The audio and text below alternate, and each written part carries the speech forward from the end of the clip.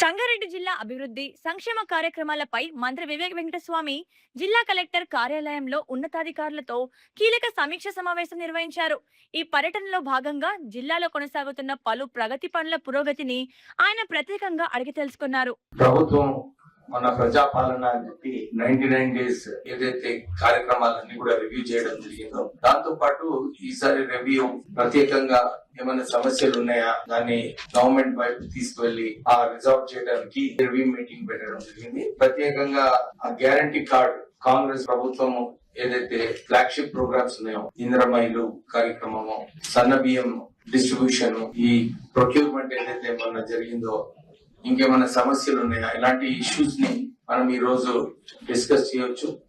ఎక్కడైతే ప్రభుత్వం ఇంటర్వెన్షన్ ఉందో అది నేను ప్రభుత్వం లెవెల్లో క్లియర్ చేయడానికి ప్రయత్నం చేస్తాము. సో మనము సంగారెడ్డి డిస్ట్రిక్ట్ ని ఇండస్ట్రియల్ హబ్ అంటారు. సంగారెడ్డి ఈ ఇండస్ట్రియల్ హబ్ ని సరిగా మనము పరిపాలించుకుంటే మంచిగా అభివృద్ధి చేసుకోవచ్చు.